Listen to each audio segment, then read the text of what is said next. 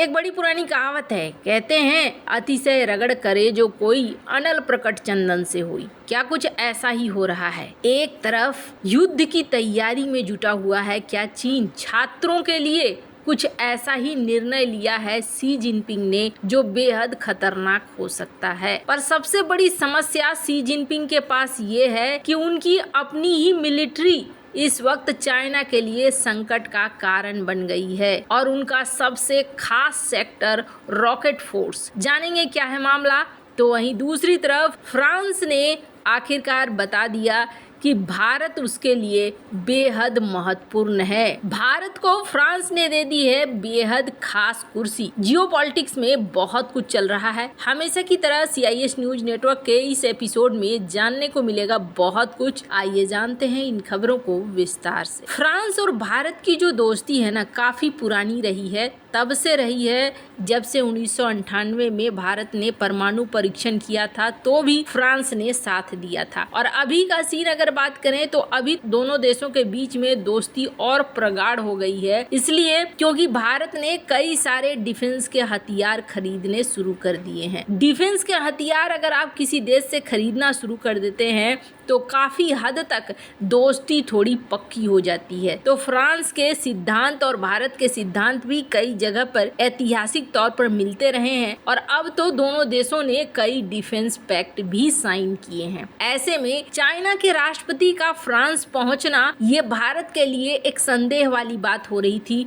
कि आने वाले समय में फ्रांस कैसे रिएक्ट करेगा, क्या करेगा फ्रांस, क्योंकि चाइना यहाँ पहुंचकर कुछ न कुछ प्रलोभन जरूर देगा। और अगर बात करें हम पूरे यूरोप की, तो पूरे यूरोप की अर्थव्यवस्था में अभी बहुत गड़बड़ है। यूरोजोन की इकोनॉमी देख सकते हैं आप, अधिकांश इकोनॉमी इनकी माइनस में ही जा रही है। कुछ एक इकोनॉमी है जो सुधरी हुई है। तो इकोनॉमी की मार इस वक्त दुनिया भर में सभी के ऊपर पड़ रहा है। यूरोप भी अछूता नहीं है। यूरोप इस संकट में यहाँ रूस यूक्रेन के युद्ध के वजह से भी और भी ज्यादा गहराता जा रहा है। तो अर्थव्यवस्था तो बहुत ज्यादा महत्वपूर्ण है, पर चीनी राष्ट्रपति के पहुंचने के बाद बहुत सारे कयास लगाए जाने लगे थे। स्क्रीन पर एक ग्राफ देख सकते हैं आप, जिस ग्राफ में दिखाया गया कि हाल के दिनों में 2022 से लेकर अभी 2024 तक व्यापार घाटा दिखा है इनको GDP के तुलना में। जो बजट ये बना रहे हैं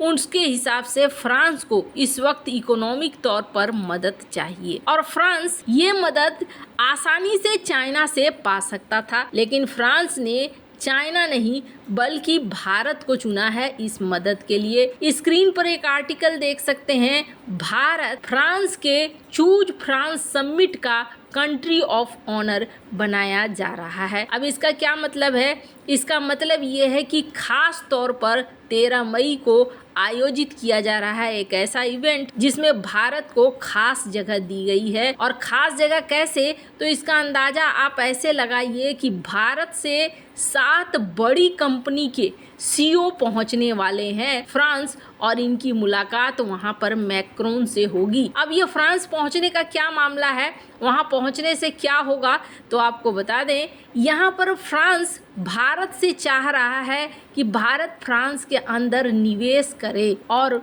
अलग अलग सेक्टर, AI का सेक्टर हो, हाइड्रोजन का सेक्टर हो, ऊर्जा के नवीनीकरण के स्रोतों का सेक्टर हो, यहाँ पर भारत निवेश करे। भारत के ये बड़े बड़े CEO जब वहाँ पहुँचेंगे तो उनकी मुलाकात राष्ट्रपति मैक्रोन से होनी है और इसमें काफ़ी बड़े लेवल के CEO की बात हो रही है, जैसे कि सुनील भारती मित्तल जो कि भारतीय इंटरप्राइजेज के हैं, N चंद्रशेखरन जो कि चेयरमैन है टाटा सन्स के, पंकज मुंजल जो कि चेयरमैन एंड MD हैं हीरो साइकिल्स के, समीर क्षेत्रपाल जो कि CEO हैं जुबिलियंट फूड के, विवेक चंद सहगल चेयरमैन है मदरसन सुमी। ये वो CEO हैं जो पहुंचने वाले हैं फ्रांस। भारत से AI, ग्रीन हाइड्रोजन, नई टेक्नोलॉजी, इसमें निवेश चाहता है फ्रांस ताकि आर्थिक तौर पर मजबूती बनी रहे। हालांकि अगर भारत को रिश्तों को और ज्यादा मजबूत रखना है तो भारत को इस कदम को स्वीकार करते हुए आगे बढ़ना होगा, क्योंकि चाइना तो दोनों हाथ खोले बैठा हुआ है इस वक्त फ्रांस में इन्वेस्टमेंट करने को। भारत के लिए अच्छी बात यह है कि यहाँ फ्रांस भारत को लेकर ज्यादा दोस्ताना रवैया अपना रहा है। खैर, जहाँ एक तरफ ये सब कुछ हो रहा है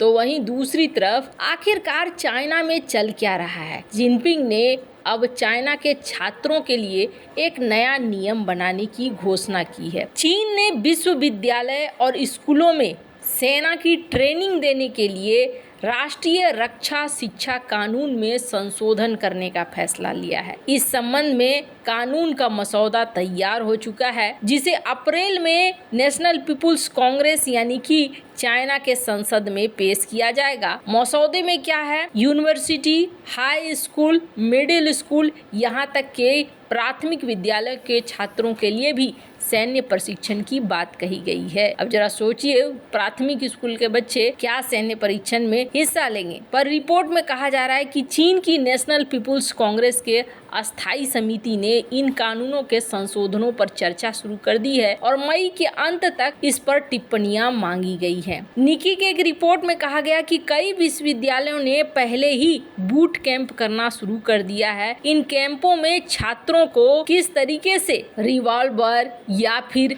और अग्नि अस्त्र इनको लोड करना, बख्तरबंद वाहनों को चलाना सिखाया जा रहा है। वैसे कहा जा रहा है कि चीनी राष्ट्रपति शी जिनपिंग एआई, रोबोटिक्स, अंतरिक्ष, कई सारी चीजों में आधुनिकीकरण लाना चाहते हैं। अब मामला क्या है तो आपको बता दें, मामला ये है कि इस वक्त चाइना के राष्ट्रपति अपनी पूरी सेना को तोड़ फोड़ कर रहे हैं, बदल रहे हैं और इसमें इन्होंने जो पुराने संगठन थे उसको भी तोड़ दिया है, कई भागों में बांट दिया है। समस्या ये है कि शी जिनपिंग को अपना सबसे बुरा क्षेत्र दिख रहा है उनकी रॉकेट फोर्स। जो मिसाइलों का ये बड़ा सा फोर्स है, ये फोर्स ही उनके लिए तबाही बन रहा है। क्योंकि अमेरिका ने हाल फिलहाल में एक कमेंट किया था और अमेरिका ने कहा था कि चाइना के मिसाइलों से डरने की जरूरत नहीं है क्योंकि चाइना के मिसाइलों में पानी भरा हुआ है। अब ये क्यों कहा था? क्योंकि कहा जा रहा है कि रॉकेट फोर्स में इस तरीके के भ्रष्टाचार हुए हैं कि ये जो मिसाइल रेजिमेंट है इनकी, वो रेजिमेंट बेकार है। जिस तरीके के ये दावा करते हैं उस तरीके का कुछ भी नहीं है। इनके लिए खुद का इनका ये सेक्टर सबसे बड़ी समस्या बन चुका है। स्क्रीन पर एक आर्टिकल देख सकते हैं। कहा जा रहा है कि शी जिनपिंग के रातों की नींद उड़ा रहा है उनका ही रॉकेट फोर्स, क्योंकि ये चाह रहे थे 2035 तक सारी चीजों को मॉडर्न करना और 2049 तक चीनी सेना को वर्ल्ड क्लास मिलिट्री बनाना। पर रॉकेट फोर्स में जिस तरीके से भ्रष्टाचार हुए हैं, अब तक शी जिनपिंग ने यहाँ एक्शन लेते हुए 10 से बड़े मिसाइल मैन को बाहर किया है। यानी कि वैसे लोग जो कि काफी बड़े पद पे रहे हैं, एक्सपर्ट रहे हैं, चाहे वो ली सांगफू हो या फिर वी फेंगे हो, ये सब वो थे जिनको बाहर का रास्ता दिखलाया गया है। ऐसे में अब क्या मामला है चाइना का? चाइना अपने आप को पूरी तरीके से तैयार रखना चाहता है, पर चाइना की असली ताकत क्या है ये तब तक पता नहीं चल सकती है जब तक चाइना का किसी के साथ युद्ध नहीं होता है, तभी उसकी असली ताकत पता चलेगी। वैसे आपको क्या लगता है इन सब मामले में, आपकी क्या राय है? कमेंट कर जरूर बताएं। जल्द मिलते हैं अगले वीडियो में नई खबर के साथ।